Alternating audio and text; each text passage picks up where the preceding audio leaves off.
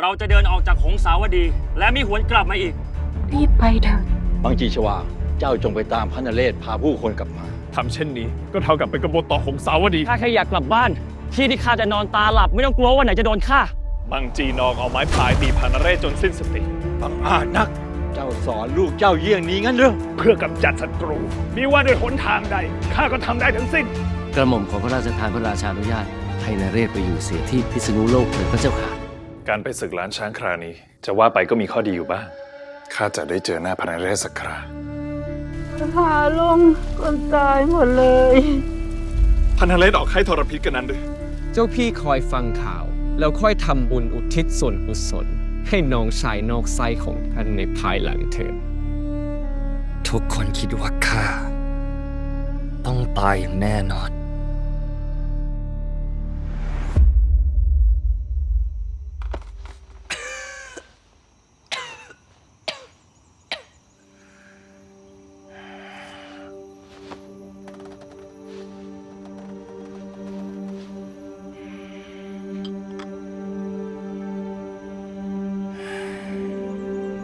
หลังออกค่ายทรพิษปางตาย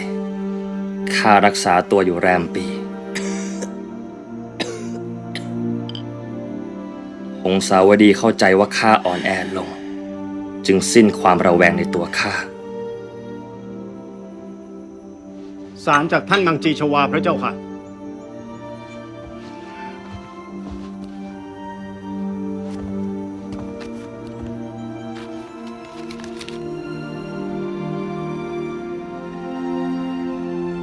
แต่สายใยแห่งพี่น้องของข้ากับมังจีชวามิเคยห่างหายไป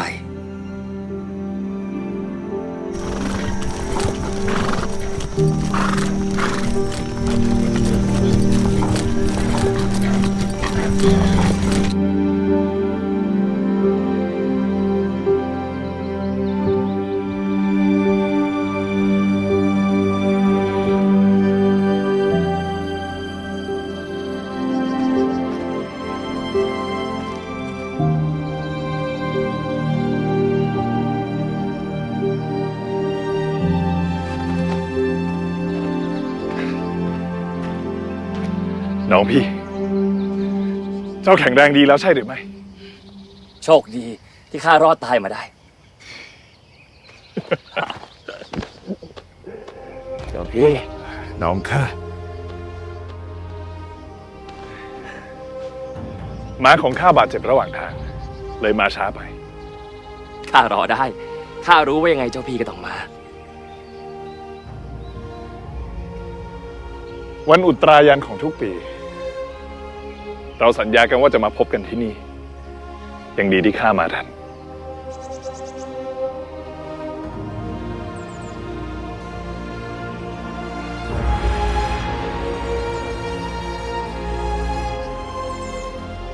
วันอุตรายันคือวันที่พระอาทิตย์มีกำลังกล้าท่านว่าคำอธิษฐานต่อพระอาทิตย์ในวันอุตรายันจะมีพลังพลิกชะตาชีวิตได้เช่นนั้นเรามาอธิษฐานพร้อมกัน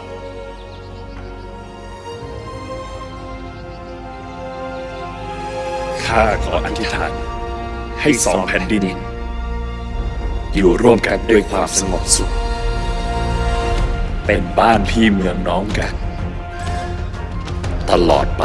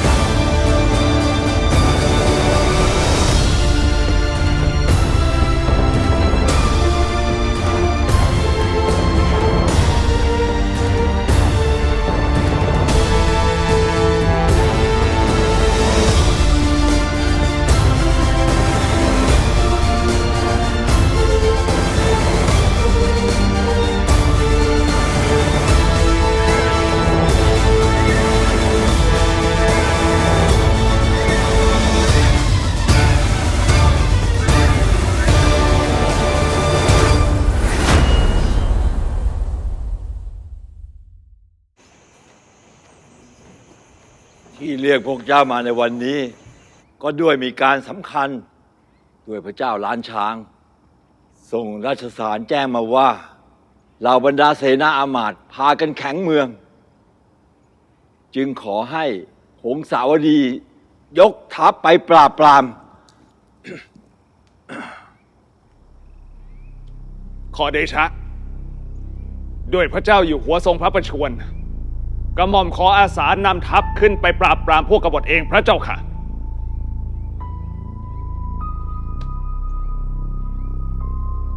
ข้ารู้มาว่า เหตุที่เกิดนี้ ก็ด้วยพระเจ้าล้านช้างหย่อนทศพิธราชธรรมอวยยศให้กับบรรดาญาติตัวเองทำให้เราอามาตย์ไม่พอใจ จึงหนีไปซุ่มซ่อน และรวมกันก่อกบฏ ศึกคราวนี้ข้าต้องขึ้นไปจัดการเอง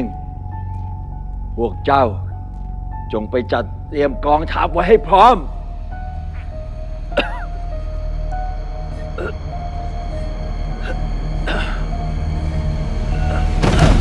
เสด็จพ่อ เสด็จพ่อ ทหาร เสด็จพ่อ ไปตามพ่อหลวงมาแล้วแล้ว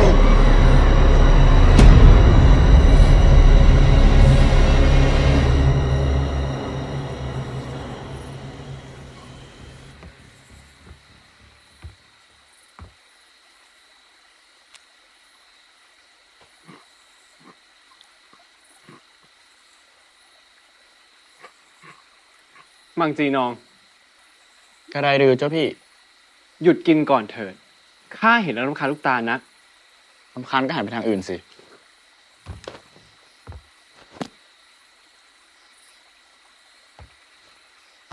เฮ้ย มังจีนอง หยุด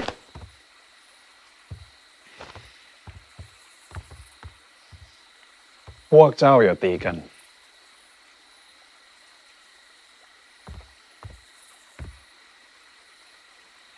พอ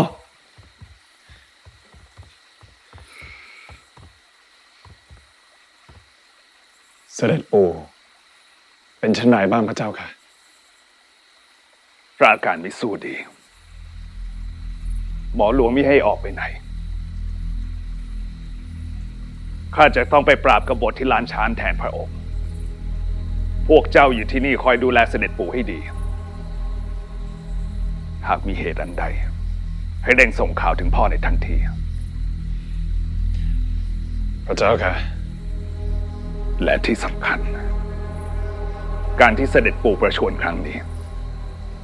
อย่าได้แพร่งพรายออกไปเป็นเด็ดขาด พระเจ้าค่ะ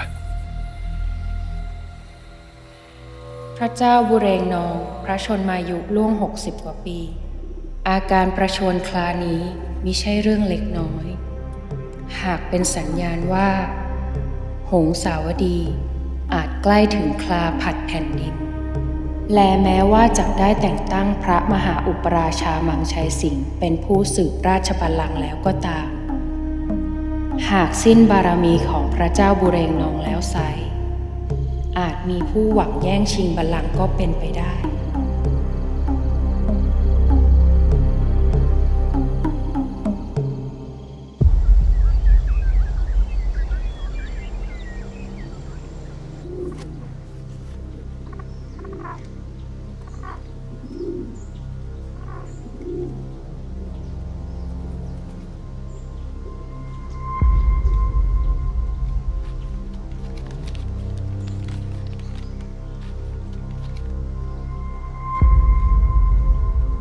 พระราชธิดานัดซีนแมดอเสด็จ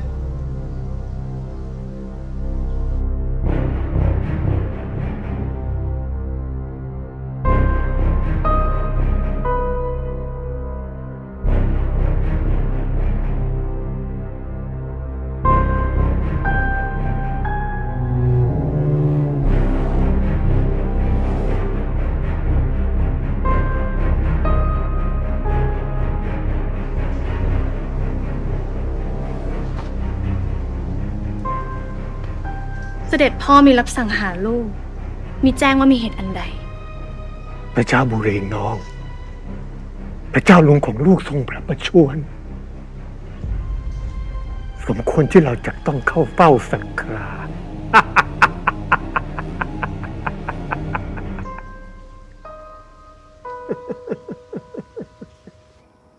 บัดนี้พวกขุนนางที่เป็นกบฏถูกปราบลงสิ้น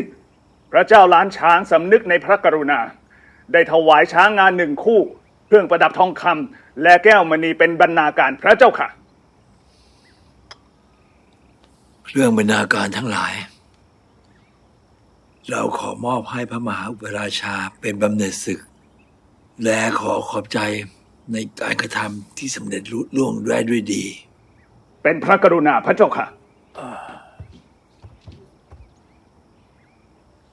ขอเดชะ พระอาญามีพ้นเกล้าว พญาธระ มีการอันใด พระเจ้าสโตมังจอ เสด็จมาพร้อมเจ้าหญิง นัสซินแมดอร์พระธิดา ขอเข้าเฝ้าพระองค์พระเจ้าค่ะ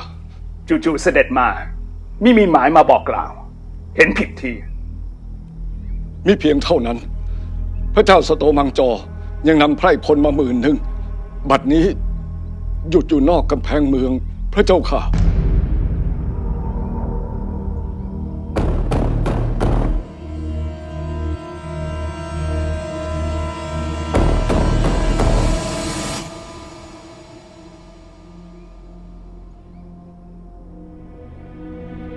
ถวายบังคมพระเจ้าค่ะ เชิญพระเจ้าอังวะและพระธิดา ประทับตามสมควร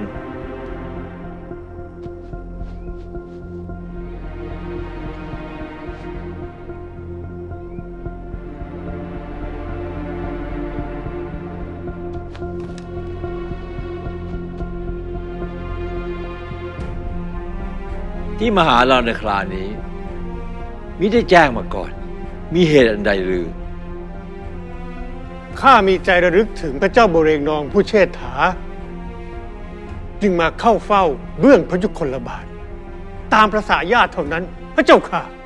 การเคลื่อนกำลังพลนั้น ต้องมีพระราชโองการจากพระเจ้าหงสาวดีจึงจะกระทำได้ พระองค์ก็ทรงแจ้งอยู่แก่ใจ พระองค์ยกพลเรือนหมื่นมาประชิดกำแพงเมืองหงสาวดีเช่นนี้ แน่หรือว่าเป็นการเยี่ยมเยือนประสาญาติ พระมหาอุปราชาทรงระแวงเกินไปแล้วไปคะหลานใครมากราบสักการะพระธาตุชเวมอดอ แต่ยากเย็นที่เป็นหญิง เกรงว่าระหว่างทางจะมีผู้ใดคิดร้าย จึงจัดทหารอารักขามาพอให้อุ่นใจ แต่หากทำให้พระองค์ขุนเคืองพระทัยหลานต้องกราบขอพระราชทานอภัยด้วยเถิดไปคะ เอาเถิด มาก็ดีแล้วเวลานี้มีข่าวอกุศล มีคนเล่าลือกันว่า เราเจ็บไข้หนักหนา พระเจ้าอังวะมาเห็นด้วยตาตัวเอง หากได้ยินคำร่ำลือ จะได้ไม่หลงผิดคิดว่าเราใกล้ตาย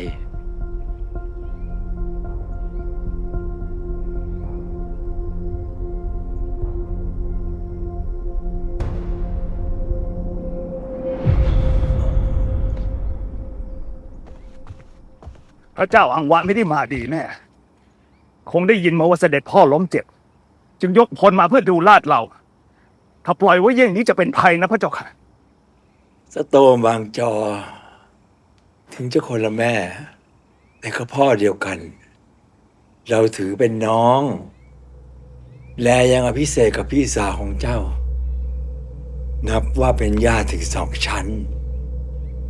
จากทำอันใด ต้องคิดให้ท่วนทีนะ แต่ลูกไม่ไว้ใจอังวะ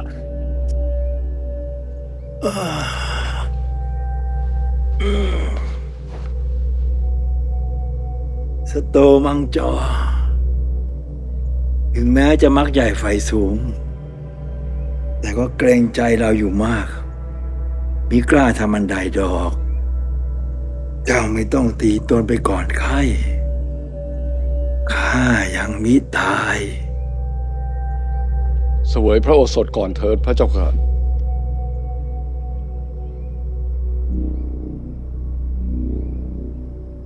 มันใช่ลูกบังหน้า ข้าก็จะใช้บ้างจากบันได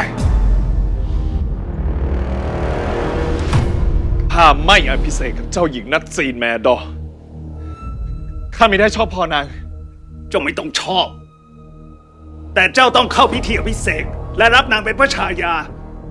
และเจ้าจะชอบหรือจะชังก็สุดแท้แต่เจ้า วันข้างหน้า เจ้าจะมีสนมน้อยใหญ่กี่คนก็ตามใจ แต่วันนี้เจ้าต้องเข้าพิธีอภิเษกให้ข้าก่อน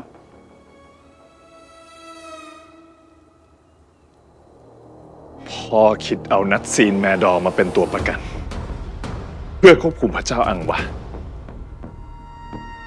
ใช่ วันพรุ่งข้าจะเจรจากับพระเจ้าอังวะ และเข้ากราบทูลเสด็จปู่ของเจ้าให้ทรงทราบ เจ้าจะบิดพริ้วไม่ได้ นี่คือคำสั่ง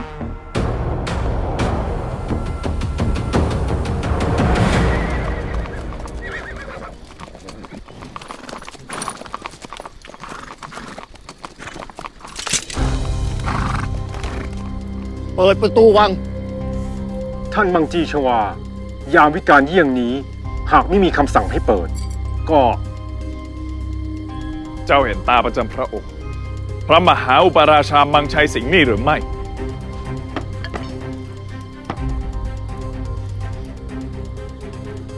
ข้ากับมังจาปโร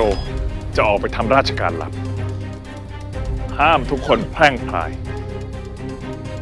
พระเจ้าข้า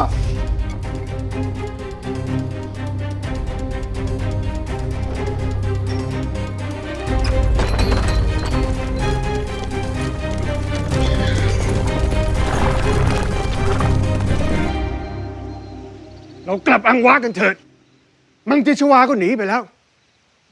ขืนอยู่ต่อไปเนี่ย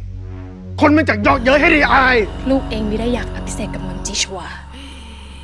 ที่ยอม ก็เพื่อสนองพระคุณบิดาทั้งนั้นเป็นชายเสียเปล่า กลับหนีหน้าไป หากลูกต้องยอมก้มหน้ารับความอับอายแต่เพียงผู้เดียวชาตินี้ลูกตายตามไม่รับแน่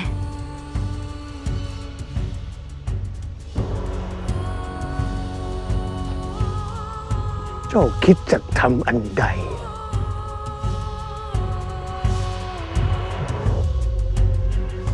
มังจีชวาจะต้องรู้ ว่าหากทำให้ลูกโกรธ แล้วจะเป็นเช่นไร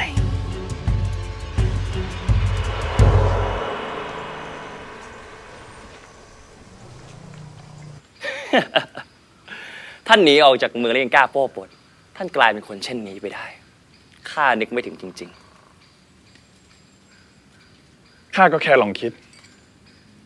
คิดว่าถ้าหากเป็นเจ้า เจ้าจะทำเยี่ยงไร ๆ ท่านจะบอกว่าท่านชั่วเหมือนข้าเอง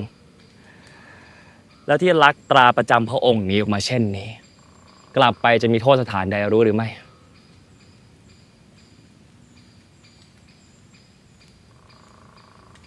ช่างเถิด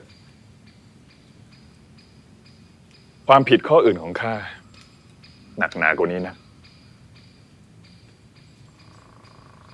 ท่านเลยหนีมาไกลถึงนี่ คิดว่าไม่มีใครกล้าตามมาหรือไร ต่อให้ตามมา ในเมื่อข้าเป็นแขกอยู่ในเมืองของเจ้า เจ้าก็ต้องจักคุ้มครองข้ามิให้ใครทำอันใดข้าได้ จริงหรือไม่ เจ้าพี่ของข้า นับวันยิ่งมากเล่ห์ไว้ใจไม่ได้เลย เป็นเพราะข้าได้ครูดี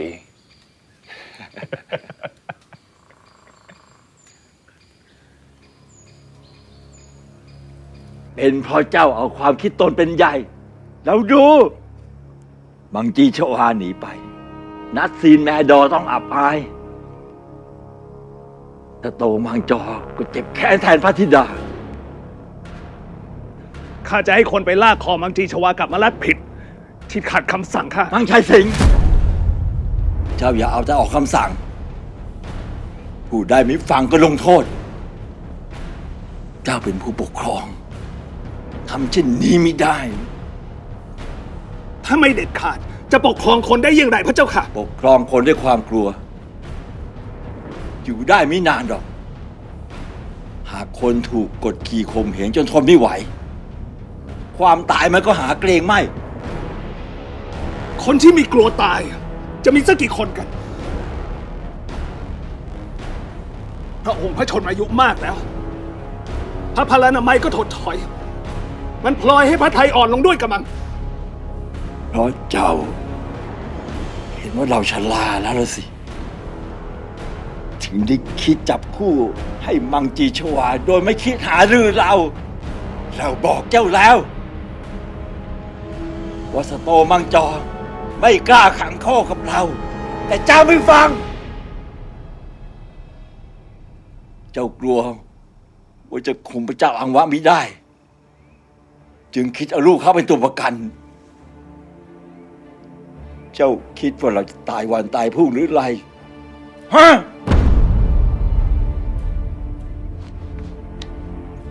ขอเดชะ ข้าไม่เคยคิดอกุศล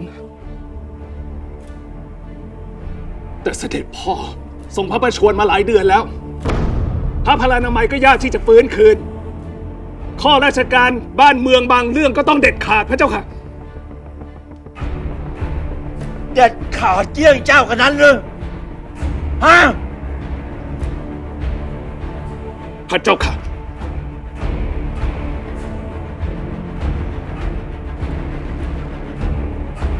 ออกไป ไป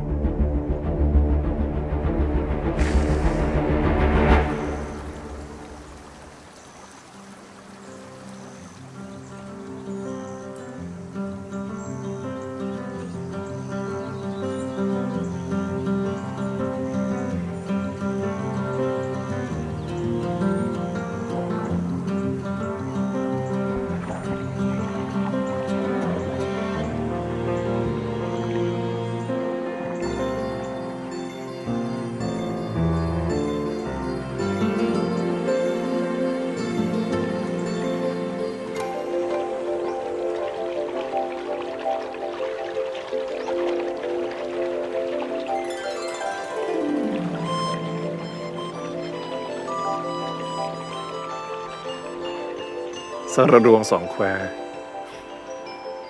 สวรรค์แห่งสองลำน้ำงานสมชื่อจริง ข้าเกิดที่นี่ โตที่นี่ ในสายตาข้า ที่ใดก็ไม่งามไปกว่าสองแคว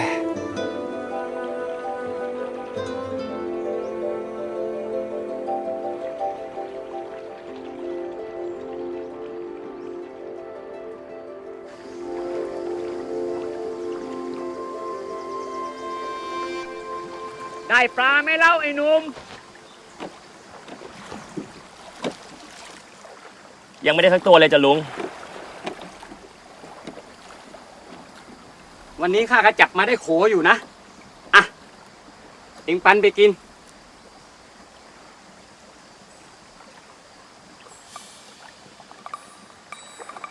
เอ็งสองคนก็อย่าขี้เกียจนะ ปลามันขึ้นเต็มแม่น้ำเลย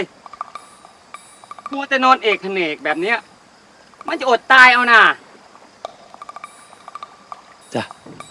ขอบใจจ้ะลุง ๆ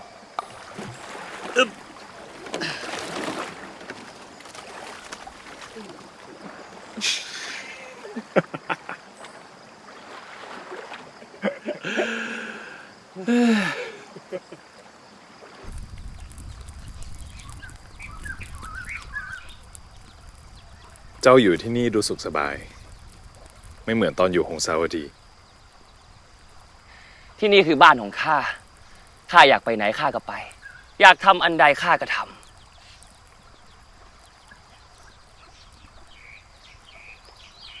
บ้านคือเช่นนั้นด้วย ำ บ้าน คือที่ที่เป็นของเรา ที่ที่เราเป็นใหญ่ ในบ้านของเรา ไม่มีใครมาบังคับข่มเหงเราได้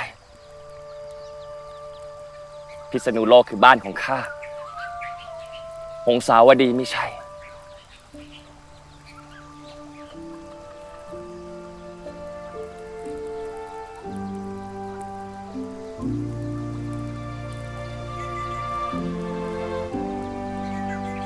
หากบ้าน เป็นดังที่เจ้าว่า หงสาวดีก็ไม่ใช่บ้านของข้าเช่นกัน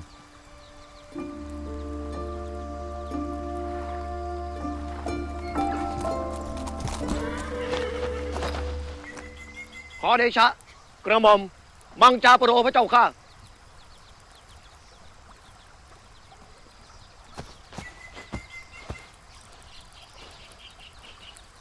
พระเจ้าหงสาวดีบุเรงนองทรงมีรับสั่ง ให้ท่านมังจีชวา เข้าเฝ้าเป็นการด่วน พระเจ้าข้า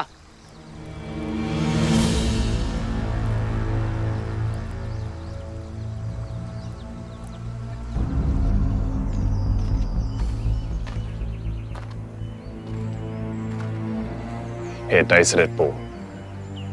จึงมาที่วัดร้างห่างไกลเยี่ยงนี้อย่าให้เมียข้ากลับไปเข้าเฝ้าที่หงสาวดี การที่จักตรัสกับพระองค์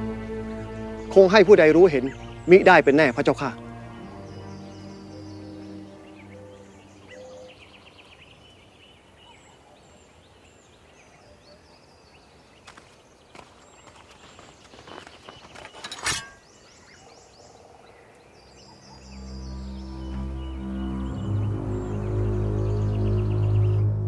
ปู่อยู่มา60 กว่าปีแล้ว อยู่มานาน จนทำให้เห็นว่าโลกมันเปลี่ยนไป วันข้างหน้า การค้าการทูตจะสำคัญกว่าการทหาร เราจะใช้ดาบปกครองคนเหมือนเมื่อก่อนไม่ได้ หากคิดจะรักษาอาณาจักรนี้ไว้ หงสาวดีจะต้องผูกมิตรกับเมืองประเทศสลาทั้งปวง หลานก็คิดเช่นนั้นพระเจ้าค่ะ การทำสงครามมิเป็นผลดีต่อผู้ใด หากมิทำสงคราม ปู่คงรวมอาณาจักรภูกามนี้ขึ้นมาไม่ได้ หากแต่ผู้นำที่ดี ต้องรู้ว่าเมื่อใดควรทำสงคราม เมื่อใดควรหยุด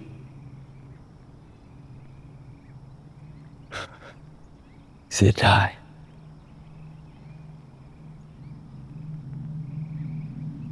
ที่พ่อไม่เคยคิดจะหยุดเลย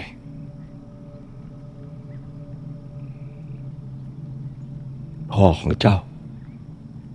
เป็นนักรบที่เก่งกล้ายิ่งนัก หากหวังว่าจะให้อาณาจักรนี้อยู่เย็นเป็นสุข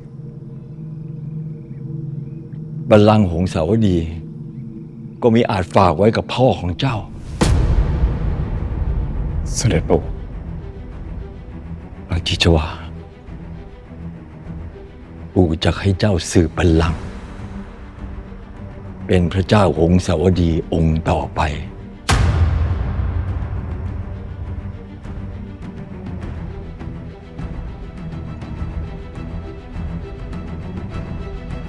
แต่พ่อเป็นพระมหาอุปราชา ในวันข้างหน้า พ่อจะต้องเป็นพระเจ้าหงสาวดี เสด็จปู่จะเปลี่ยนแปลงได้ยิ่งไร ทุกอย่างย่อมเปลี่ยนแปลงได้ ปู่เองก็ไม่อยากให้เป็นเช่นนั้น แต่เราเป็นเจ้าแผ่นดิน ต้องเอาการของแผ่นดินมาก่อน จะมัวเห็นแก่หน้าใครมิได้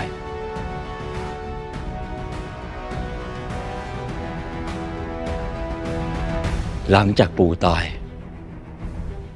ประเทศสลาทั้งหลายต้องคิดแข็งเมือง มีว่าพระเจ้าหงสาวดีจะเป็นผู้ใด บ้านเมืองจะวุ่นวาย หากปู่แต่งตั้งเจ้าเสียแต่วันนี้บารมีของปู่ยังอยู่ จะไม่มีใครกล้าคิดก่อไกลกบฏ แม้แต่มังชัยสิงห์พ่อของเจ้า มีแต่พระนเรศที่ปู่มิวางใจ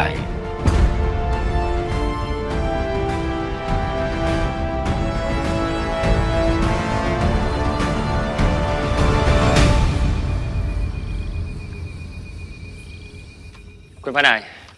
มีเรื่องร้อนอันใด มีสารด่วนจากท่านมังจีชวาพระเจ้าค่ะ พ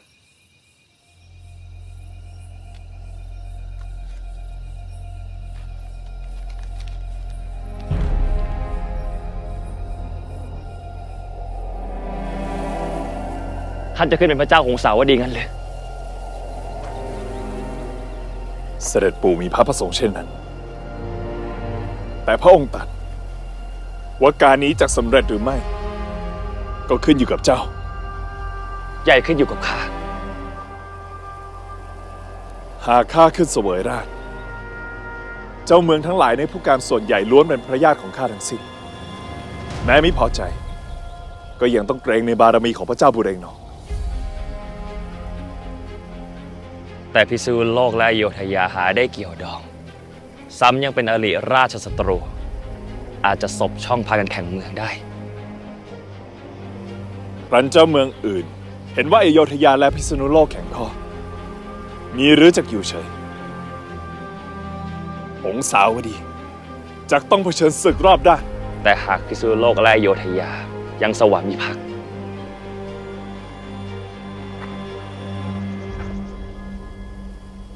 ไม่มีศึกนอก ก็จะไม่มีศึกใน ใช่หรือไม่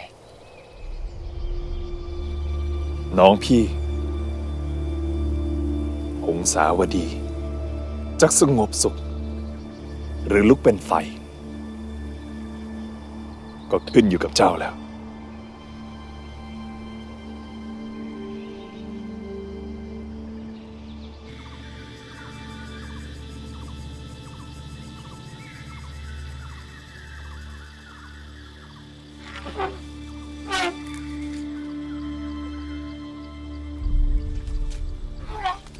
แล้วท่านจะแข่งเมืองหรือไม่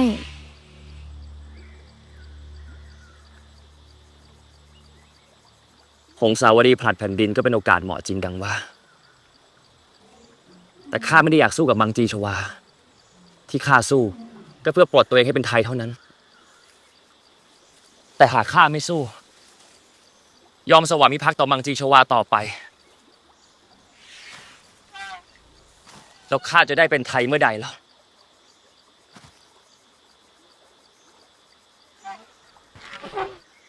ช้างที่ผูกไว้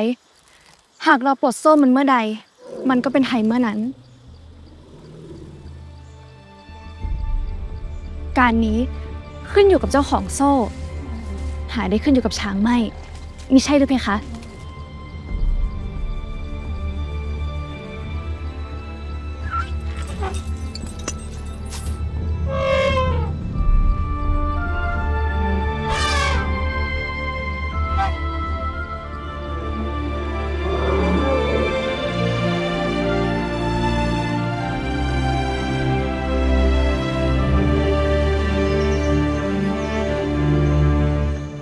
ที่ข้าต้องการ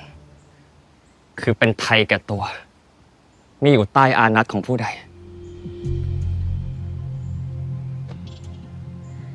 หากข้าขึ้นเสวยราชย์เจ้าจะแข็งเมือง ไม่ยอมขึ้นต่อหงสาวดีใช่หรือไม่ เจ้าพี่อำนาจนั้นอยู่ในมือท่าน ขอเพียงเจ้าพี่ยอมปล่อยข้าก็จะเป็นไทย ไม่มีผู้ใดต้องฆ่าฟันกัน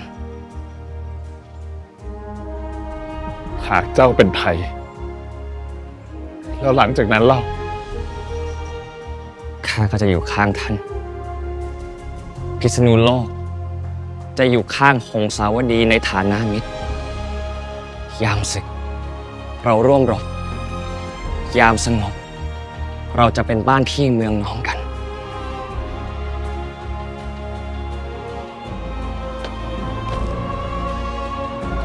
ข้าจะรีบไปกราบทูลเสด็จปู่บัดนี้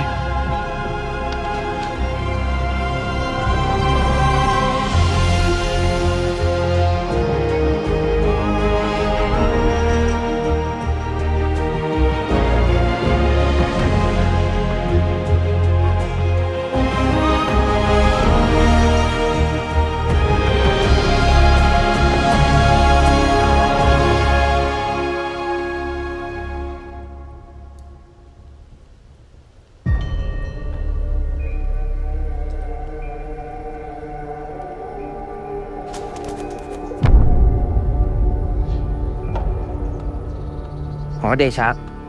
สารจากพระพี่เลี้ยงมังจาปโลพระเจ้าค่ะ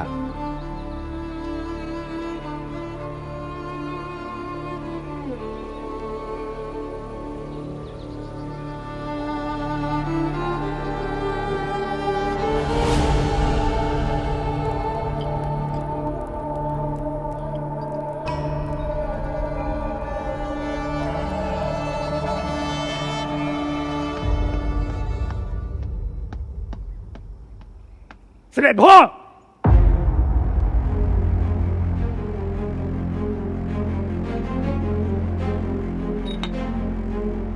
พวกเจ้าเอาไปก่อน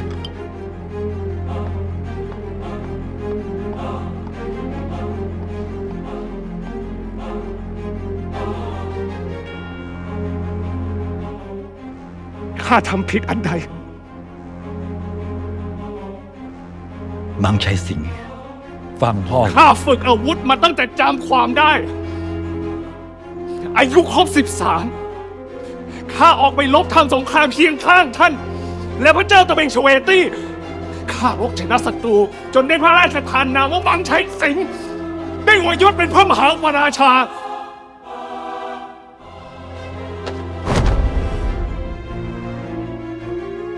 หงสาวดีอันยิ่งใหญ่ สร้างมาจากหยดเลือด และแผลบนตัวข้า เหตุใดพ่อจึงทำกับข้าอย่างนี้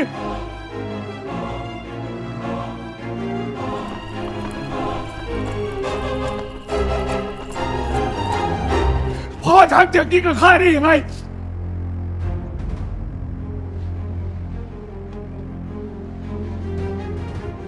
พ่อ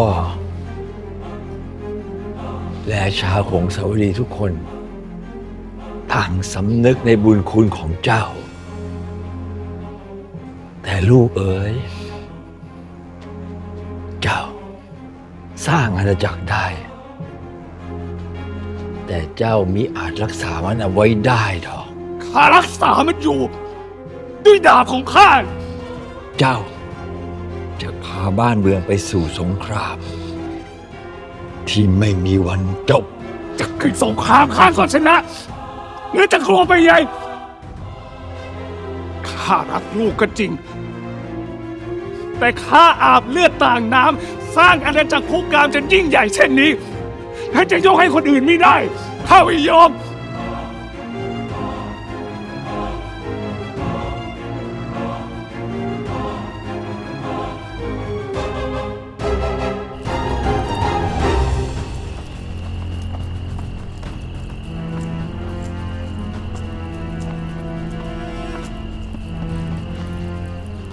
เร่งเข้าเฝ้าเถิดพระเจ้าค่ะ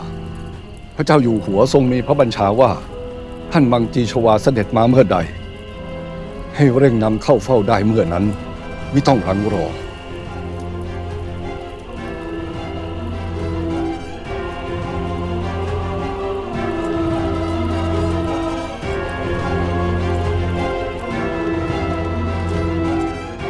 เสด็จปู่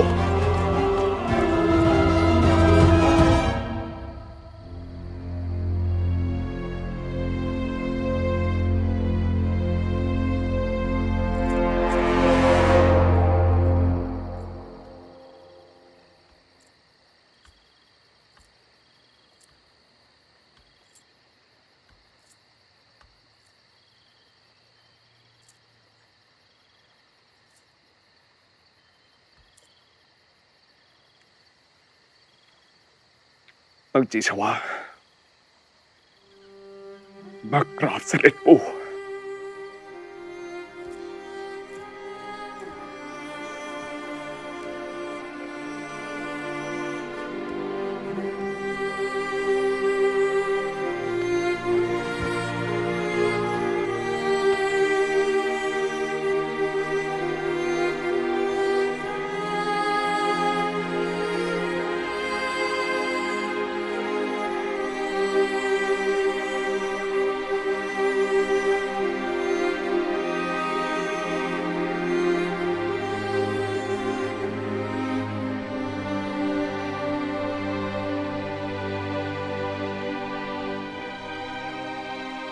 ครู มั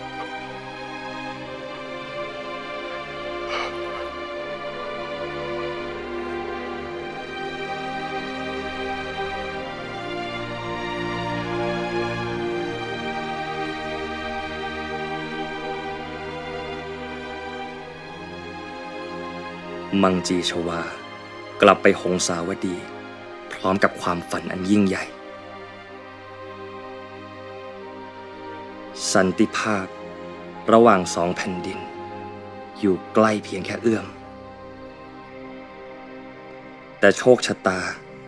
ของข้ากับมังจีชวามิได้กำหนดเอาไว้เช่นนั้น พระเจ้าหงสาวดีบุเรงนองสวรรคต โดยมิทันได้แต่งตั้งให้มังจีชวาเป็นพระเจ้าหงสาวดีพระองค์ใหม่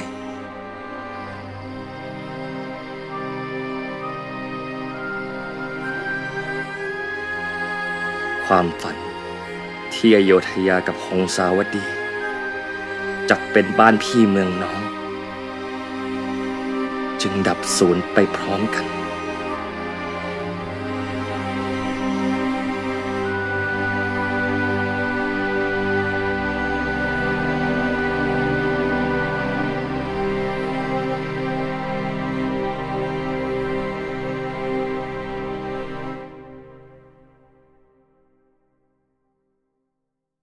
เมื่อได้ผ่านพิธีถือน้ำกระทำสัตว์แล้วไซร้หากผู้ใดคิดคดทรยศต่อข้าขอให้มิตายดี เจ้าจงรักษาตัวให้ดี ต่อแต่นี้ไป ไฟสงครามจะลามไปทั่ว